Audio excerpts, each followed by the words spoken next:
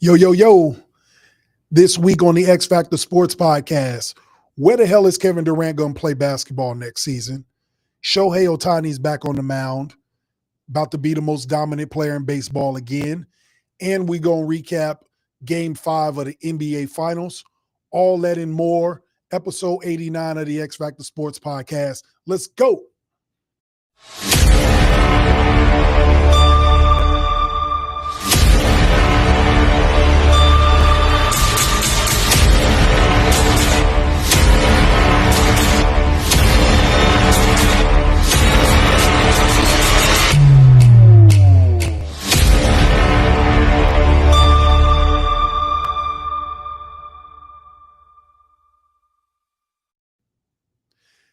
The X-Factor Sportz Podcast, episode 89, season 8, episode 5. Can you believe that? We are on YouTube every Wednesday night. Anywhere you can listen to podcasts, you can catch the X-Factor Sportz Podcast. Be sure to like, share, and subscribe, and follow on all those platforms. All right. Thank y'all for tuning in tonight. We got a great show for you, so we're going to dive right into it with the quick news. And we're going to start with Major League Baseball. We're going to kick it off right. Shohei Ohtani back on the hill on Monday for the Dodgers. Only pitched one inning, though, but threw a 100-mile-an-hour fastball. So they're going to ramp him up. Obviously, they don't need him right now on the mound. They want to make sure he's ready for September, October. But it's a scary sight to see Shohei Ohtani back pitching the ball, which is his strength, believe it or not. Dude hit 50 home runs and stole 50 bases last year, and gonna mess around and probably be the best pitcher in the playoffs come playoff time. So shout out to Shohei, Mr. $700 million back on the hill. Can't wait to see what he look like come July, August, September. All right. NBA Finals. Like I said, we're going to dive into Game 5 or Game 6 rather, because that's coming on tomorrow. But Game 5 we saw on Monday night. Thunder took care of business at the crib. Series is 3-2. And Tyrese Halliburton did not look 100% at all. So they say it's a calf strain, maybe even worse. I saw he had treatment on his back during the game. Didn't score in the first half, didn't hit a field goal the whole game. So that's going to be a problem tomorrow in Game 6. We'll dive deeper into that game. But you got to shout out Jalen Williams dropping 40, and Shea, another great game, another complete game. You see how the OKC Thunder play when he distributes the ball, 31 points, 10 assists, and he led the team in blocks with 4 of them, even blocking the center shots on the other team. Crazy. So Chet did his thing, didn't score much, but held it down on the defensive end, was the anchor the other night. He had 3 blocks of his own. I think he had double-digit rebounds too. So they played a great game. Shout out to them. Game 6 tomorrow in Indy. We'll see if they close it out. We're going to talk about that in a bit. The NFL, Dallas Cowboys. I know. I don't like talking about them either, but they always do something that's newsworthy. And I don't know if it's on purpose to stay in the light or what, but the same thing that happens every year, every offseason, every minicap. You can set your watch to it. Jerry Jones tweaking again. Somebody need to go wake him up, get him out of bed and say, hey, you need to sign your players to these contracts. So this year, it's Micah Parsons, arguably one of the best defensive players in football, not signed yet. Told Jerry Jones, holler at my agent. I'm done talking to you. Get the money right.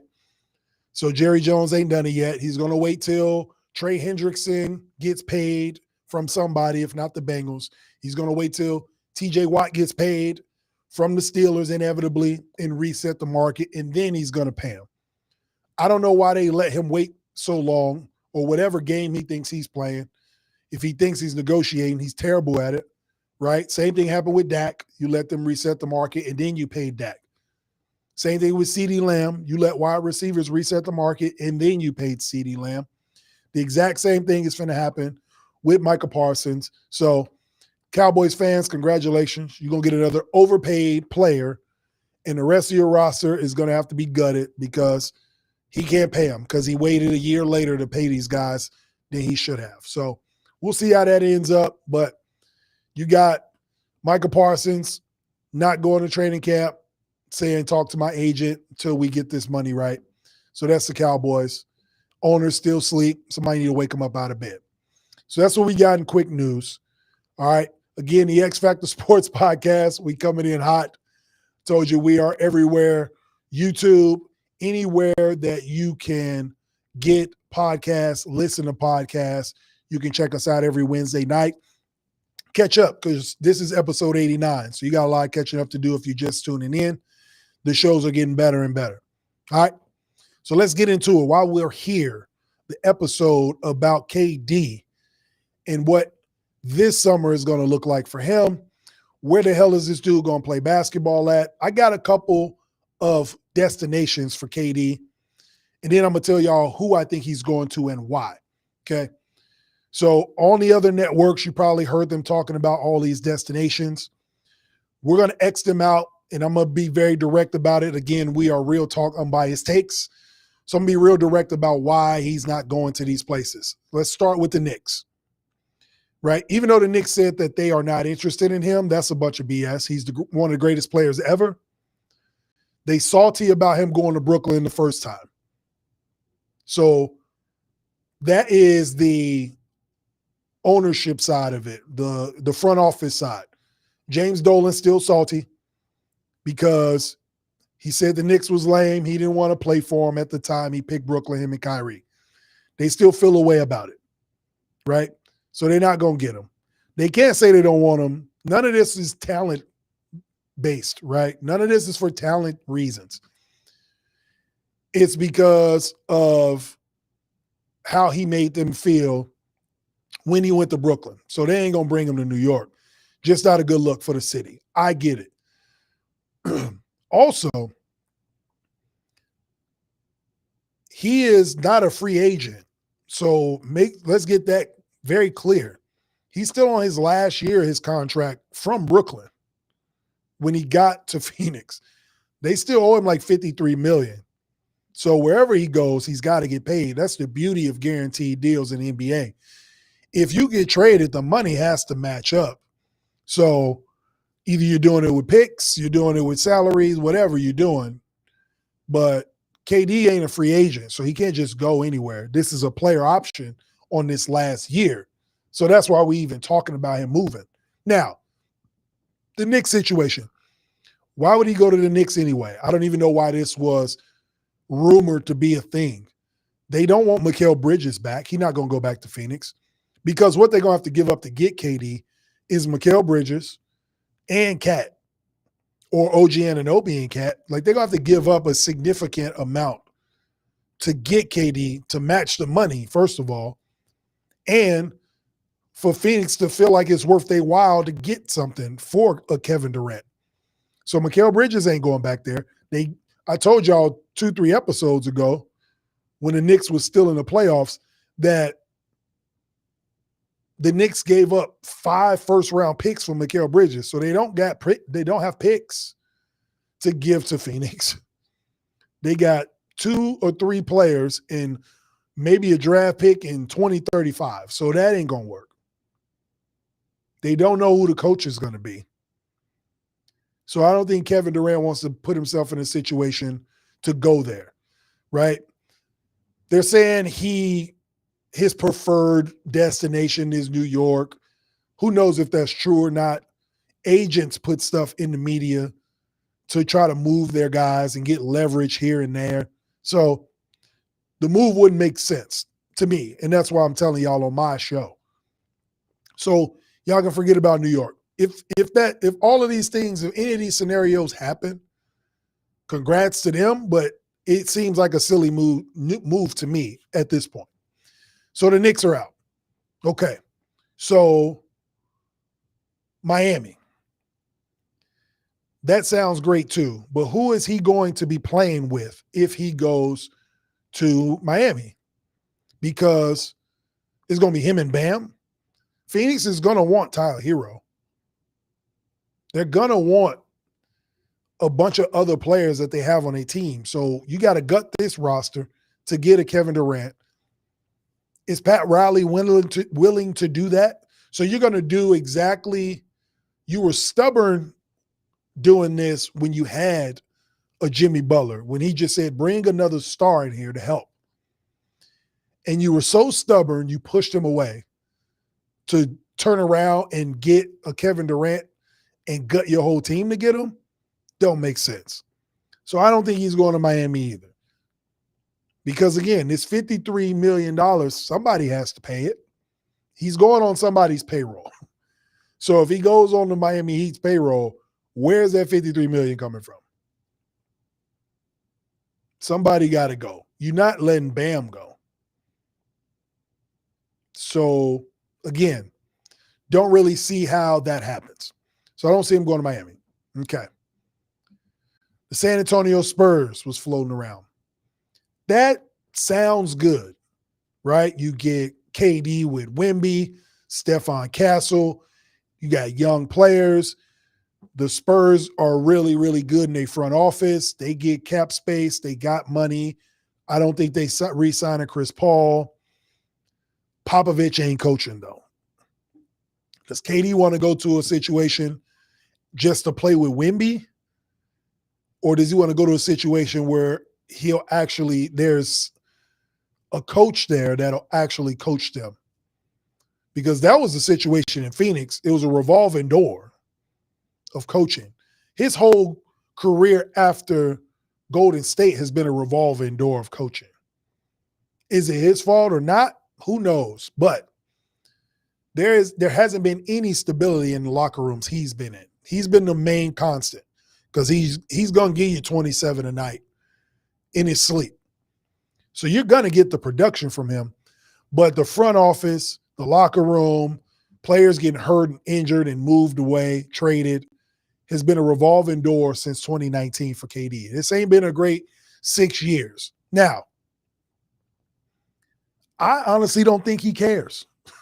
If I'm being real with y'all, and I have to be, I don't think he cares about the narrative of winning titles, of what other people think or being compared to anybody, because he got that feeling in Golden State. He was chasing that, won the titles, and he openly admitted that he felt empty. So if he feels that way after being at the top, I don't think there's anything else left for him to A, prove, or B, chase after. I think he just wants to hoop. I think every single time he comes on the court, he's just trying to perfect the game of basketball. He wants to play at a high level for as long as he can, and he just wants to be happy. I say all that to say San Antonio is an option because he may not be just trying to win a championship. He might want to play with certain guys and just continue to play at a high level. And that, if that's his wish, cool. He has every right to play that way. But at the same time, I don't think he's at a point in his career. He's at a point in his career, I should say. He don't want to play on no bum team, right? He's not going to go home to D.C. and play on the Wizards and lose 60 games a year. So he wants to play on a competitive team, but I don't think playing for a championship contender is his end-all be-all in his decision-making. So the Spurs sound okay. I don't think he's going to go to the Spurs just simply because of the direction they're going. They got a new coach, actually. I apologize. I don't know the new coach's name. They just got him. And Popovich anointed him. So I guess they can go there, but it'll be a brand new coach. And then you got Wemby and Stephon Castle. And then the rest of that team will probably end up going to Phoenix. So I don't think he wants to go to a situation where the team has to be gutted in order for him to play on the team. Then what's the point of leaving Phoenix when you got a good roster to go to a situation where everybody is leaving because you have to come in? That doesn't make sense. So I don't think he goes there. The team that he will go to that makes the most sense. Let me back up. Because a lot of times these players do things that don't really make sense. So the team that KD is going to go play for that makes the most sense is the Houston Rockets. I think KD is going to Houston. Why? Because a number of reasons. Number one, Ime Udoka, the coach. You got a solid coach, a championship caliber coach who the players respect, who I think KD will respect too. He's coached stars. He's coached Tatum, Jaylen Brown. He's coached at the highest level. So I believe that he will, Ime Udoka, that is, will command the respect from KD, and I think KD will reciprocate. So you got that. Number two, they have pieces and picks to give to Phoenix, and Phoenix doesn't have picks, and that's what they want. Hell, Houston has one of Phoenix's picks, so they can get their pick back and a few more, and some of these young guys too, to start this rebuild situation in Phoenix. They have the cap space for KD. You move a couple players. Alfred Şengün is untouchable, and Amen Thompson is untouchable in my eyes, and Fred VanVleet is untouchable in my eyes. So you look at the roster situation right there. He's coming in playing with a veteran point guard. You got shooters around you. You got a big and Alfred Şengün that's versatile. You got a young, hungry wing that's getting better and better, athletic, and Amen Thompson. Takes the best offensive players on every team. Dylan Brooks, maybe Dylan Brooks goes in this trade, but if not, you got a Rough Rider in Dylan Brooks there. Their bench was decent. He reunites with Steven Adams because they just re-signed Steven Adams for some money. You need a veteran presence there. So that's why I think it's the perfect team. Nobody's saying they're a championship team, but they are a playoff team, and they will play winning basketball, which is what KD's looking for. You got a good coach. They're up and coming. They've been better and better every year. You got young talent that's getting better. You got a point guard that's stable, that can score and go get buckets, and he's a championship winning point guard also. So you check that box. And people underestimate how important the state of Texas is to Kevin Durant. I know it was just 1 year college at Texas, but they love him there, and he loves Texas. He's openly said he loves going back there. So don't underestimate the power of him going to Houston and being in the state of Texas where it all started from his college career. Okay? Money aside and state taxes aside in the state of Texas, he has ties there too. So there's a lot of things that make sense from a business standpoint. They can pay you. They don't have to gut the team. And Phoenix gets their pick back, and they get some pieces too. Win-win for the franchises. Number two, KD gets to play for a championship caliber coach. Boom. Three, you got young, up-and-coming stars, Alfred Şengün, an all-star, Amen Thompson, a potential all-star. You can show them how to win, because what they were missing was in big games on the road, we need a bucket. We need somebody to settle us down. How do we win these games? Kevin Durant's been in every situation possible in basketball. Perfect to just drop him in at the three or the stretch four with Amen Thompson and Alfred Şengün, right? Jalen Green may be gone, and Jabari Smith may be gone, and picks for KD. That may be what happens. But you insert KD with that roster and that coach and the way that team plays, I think that is the best move for Kevin Durant. So y'all let me know what y'all think. Where the hell is Kevin Durant going? I say the Houston Rockets for those reasons. Comment below. Be sure to like, share, and subscribe. Where is Kevin Durant going to play basketball next season? All right? Cool. The X-Factor Sportz Podcast. Again, we are on YouTube every Wednesday night. Catch us on any platform where you can listen to podcasts. So that's your Apples, your Spotifys, your iHeartRadios, your Pandoras, Samsung, anywhere you can catch a podcast or listen to it, even YouTube Music. We're there too. So be sure to like, share, and subscribe to the X-Factor Sportz Podcast. Jump on. Go back to last season's and see what we're doing here. Cool. Okay. The NBA Finals. So we touched on Game 5 a little bit in the layup lines. What the Oklahoma City Thunder did to the Indiana Pacers. I picked the OKC Thunder to win this series in 5 games. So I'm surprised by the Indiana Pacers for getting 2. They stole Game 1, and that was the one I was like, damn. They got Game 1. This may not go 5. I don't think OKC is going to win the next 4. I feel like Indiana will get one at home. Sure enough, they did. OKC came back home on Monday and took control of the series again. And tomorrow in Game 6, I think we end the series. I think OKC finishes it off. And I'm not just saying that because Tyrese Halliburton is hurt. I think OKC figured them out. So if you remember what I talked about a couple episodes ago before the finals started, I said, you got to congratulate the Indiana Pacers for getting to the finals, running through the East, Cleveland, the Knicks, right? Anybody that stood in their way. And I said the reason why is because they were a matchup problem for everybody in the East, because all those other teams were built to beat the Boston Celtics. That's why you had these athletic defensive wings for Jason Tatum and Jaylen Brown. The Knicks had OG Anunoby, Mikal Bridges, right? You had Cleveland. They already had Donovan Mitchell. They went out and got DeAndre Hunter from Atlanta, another athletic 3-and-D guy. Orlando, Paolo Banchero, Franz Wagner.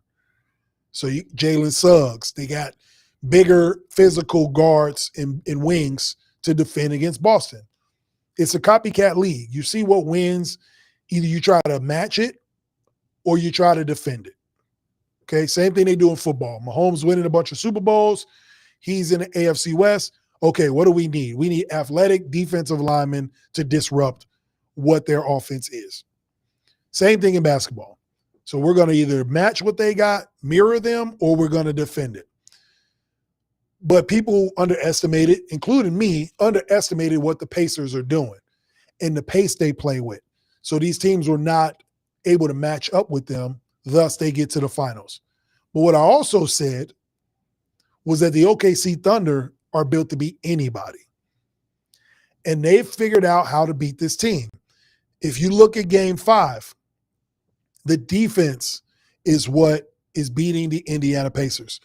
The games where Oklahoma City lost, they were playing the Indiana Pacers style. They were being sped up. They were turning the ball over. That's not Oklahoma City basketball. 17 turnovers in a game, quick shots. That's not how they play. So credit the Pacers for getting them to play their game. This is not a concession speech for the Pacers. I'm not saying the series is over because they play tomorrow, but I am picking the Thunder to end the series tomorrow. So with that being said, I think the Thunder win this series, and this is how. When they play their game, they disrupt the hell out of Tyrese Halliburton or anybody that brings the ball up. Their defense has been incredible in this series. They got, if you watch that game, Game 5, if you go back on Monday, if you go back online, wherever, and look at the game and look at how they're playing defense on these guys, they're uncomfortable. They're all up in them. The refs are allowing them to play, which is beautiful. I love it. You can't say Shea getting a bunch of free throws because he's not. It's pretty even. But I like that they are playing physical basketball without fouling. They're playing smart basketball. They know how to rotate. The Pacers are really good at swinging the ball and getting their shot, getting the shots they want. But the Thunder are good at playing defense for 24 seconds, meaning the entire shot clock, they're going to win at every matchup. And then they can bring in Caruso to play defense. They can bring in Casey Wallace to play defense. Aaron Wiggins. They hit in game 5, they hit 7 threes together. Casey Wallace and Aaron Wiggins. Again, the role players. I was talking to my man JJ. He came over and watched the game the other day. Role players play well at home. That's how they got game 5. Now, can they take that to game 6 in Indiana? They know they can win in Indiana. They won a close game in Indiana. So that's why I'm saying I feel like OKC has taken control of the series. They've taken it back. And the reason they took it back is because they got back to their identity. Shai Gilgeous-Alexander distributing the ball, had 10 assists the last game, still put up 31. Jalen Williams, 40-piece. So he's more confident. Even though his threes ain't falling, he can still get to the rim no matter what. They can't stop him from getting to the rim. They can't stop him getting to his mid-range. He can get to all his spots.